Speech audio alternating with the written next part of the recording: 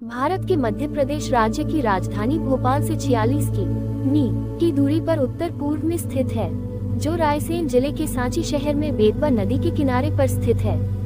ये स्थल अपनी आकर्षित कलाकृतियों के लिए विश्व विख्यात है। यूनेस्को द्वारा सांची स्तूप को 15 अक्टूबर 1982 को विश्व धरोहर स्थल में शामिल किया गया था।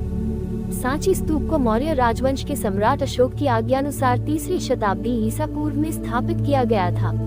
इस स्थान पर भगवान बुद्ध के अवशेषों को रखा गया है। सांची नगर एक पहाड़ी के ऊपर बसा हुआ है और हरे भरे बागानों से घिरा हुआ है, जिससे यहाँ आने वाले पर्यटकों को शांति और आनंद का एहसास होता है और पर्यटक इस स्थान की ओर आकर्षित होते हैं। इस स्थान पर मौजूद मूर्तियों और स्मारकों में आपको बौद्ध कला और वास्तुकला की अच्छी झलक देखने को मिलती है। सांची स्तूप का इतिहास। सांची स्तूप को स्तूप संख्या 1 के नाम से भी जाना जाता है।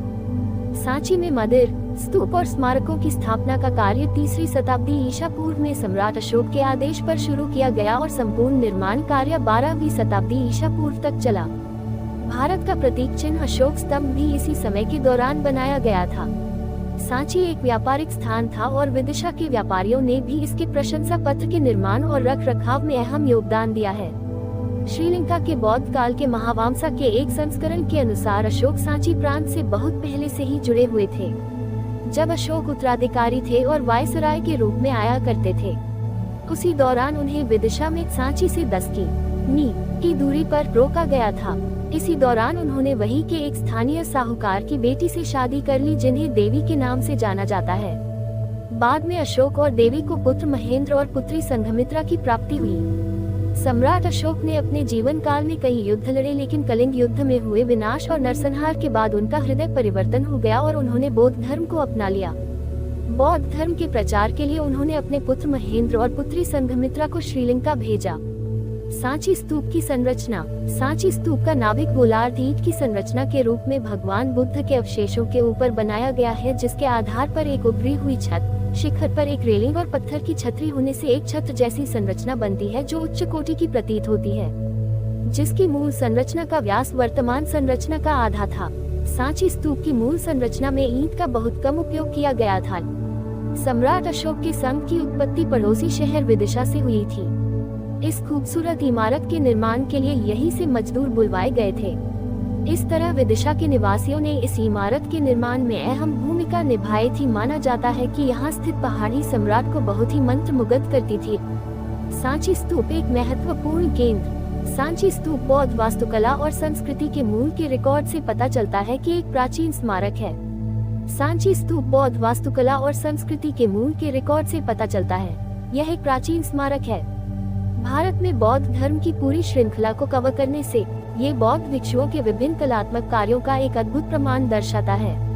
ये स्थान बौद्ध धर्म के महत्वपूर्ण केंद्रों में से एक बनाया गया था, जिसे केवल भारतीय लोगों द्वारा ही नहीं बल्कि दुनिया भर के लोगों द्वारा पूजा भी जाता है। इस स्थान की नींव सम्राट अशोक ने रखी थी और आज ये भारत के लिए एक महत्वपूर्ण ऐतिहासिक स्मारक बन चुका है। किस किस काल में सांची स्तूप का विकास हुआ? शुंग काल। स्तूप को 2री शताब्दी ईसा पूर्व में ध्वस्त किया गया था। कहा जाता है कि शुंग काल के सम्राट पुष्यमित्र ने इसे ध्वस्त किया था और उनके पुत्र अग्निमित्र ने उसे दोबारा बनवाया था। शुंग काल के अंतिम वर्षों में स्तूप के मबल रूप का दोगुना विकास पाषाणों से किया गया था। सातवाहन वंश। सातवाहन वंश के काल में तोरण और परिक्रमा का निर्माण किया गया था। दक्षिण के तोरण की चौखट सातवाहन राज सातकर्णी ने उपहार दिए थे। स्तूपों और सांची को संवारने के लिए सामान्य लोगों द्वारा दान दिया जाता था। बाद के काल। सातवाहन काल के बाद इसे हिंदू और बौद्ध धर्म से जोड़ा गया। भारत में बौद्ध धर्म के साथ ही सांची स्तूप ने अपना अस्तित्व खो दिया और खंडित अवस्था में जा पहुंचा। पाश्चात्य पुनर्निवेश। ब्रिटिश अधिकारी जनरल टेलर ने 1818 में इसका अस्तित्व दर्ज किया। 1912-1919 में स्तूप का पुनर्निर्माण कर उसे वर्तमान स्थिति में लाया गया और यह सारा काम जॉन मार्शल की देखरेख में हुआ था। सांची स्तूप की कुछ रोचक बातें। कुछ लोगों के अनुसार स्तूप के देखने के लिए आने वाले विदेशी लोग भी बुद्धा के भक्त हो जाते हैं और उन्हें पूजने लगते हैं। बौद्ध स्तूप पर कई प्रकार के त्योहार भी मनाए जाते हैं। भारत में सांची का स्तूप ही बेहद प्राचीन माना जाता है। बौद्ध धर्म के लोगों के लिए यह एक पावन तीर्थ के ही समान है। सांची के स्तूप शांति, पवित्रतम, धर्म और साहस के प्रतीक माने जाते हैं। ये स्तूप एक ऊंची पहाड़ी पर निर्मित है। इसके चारों ओर सुंदर परिक्रमा पथ है। बालू प्रस्तर के बने 4 तोरण स्तूप के चतुर्दिक स्थित हैं, जिनके लंबे लंबे पट्टिकों पर बुद्ध के जीवन से संबंधित विशेषत जातकों में वर्णित कथाओं का मूर्तिकारी के रूप में अद्भुत अंकन किया गया है। इस मूर्तिकारी में प्राचीन भारतीय जीवन के सभी रूपों का दिग्दर्शन किया गया है। मनुष्यों के अतिरिक्त पशु पक्षी तथा पेड़ पौधों के जीवन चित्र इस कला की मुख्य विशेषता है। सरलता, सामान्य और सौंदर्य की उद्भव भावना ही सांची की मूर्तिकला की प्रेरणात्मक शक्ति है।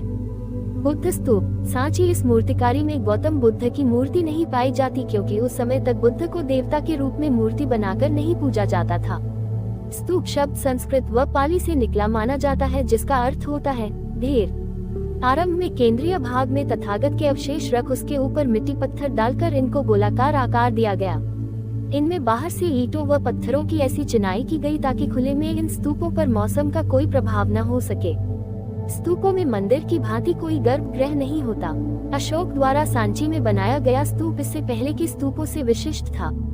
सांची के स्तूपों के समीप एक बौद्ध मठ के अवशेष है, जहां बौद्ध भिक्षुओं के आवास थे। यहीं पर पत्थर का वह विशाल कटोरा है जिससे भिक्षुओं में अन्न बांटा जाता था। यहाँ पर मौर्य, शुंग, कुषाण, सातवाहन व गुप्तकालीन अवशेषों सहित छोटी बड़ी कुल 4 दर्जन संरचनाएं हैं। सांची स्तूप घूमने के लिए भारतीय नागरिकों के साथ साथ सार्क और बिम्स्टेक देशों बांग्लादेश, नेपाल, भूटान, श्रीलंका, पाकिस्तान, मालदीव, अफगानिस्तान, थाईलैंड, म्यांमार के निवासियों के लिए 30 रुपए प्रति व्यक्ति और अन्य विदेशी नागरिकों के लिए 500 प्रति व्यक्ति शुल्क होगा। भारतीय नागरिक 30 रुपए प्रति व्यक्ति, विदेशी नागरिक 500 रुपए प्रति व्यक्ति, 0-15 साल के बच्चे निःशुल्क। सांची स्तूप घूमने के लिए सबसे आदर्श समय अक्टूबर से मार्च तक का समय माना जाता है, क्योंकि इस दौरान तापमान अनुकूल होता है, जिससे किसी भी प्रकार की असुविधा से बचा जा सकता है। इसके बाद ग्रीष्म काल के दौरान तापमान बढ़ जाता है। हालांकि मानसून का मौसम भी यहाँ घूमने के लिए अनुकूल है। इस मौसम में यहाँ का ट्रिप प्लान करने से पहले ध्यान रखने योग्य बात बस इतनी है कि यदि बारिश ज्यादा होती है तो आपको सांची शहर घूमने में थोड़ी असुविधा हो सकती है। सांची स्तूप घूमने का समय सुबह 8:30 से शाम के 5:30 तक।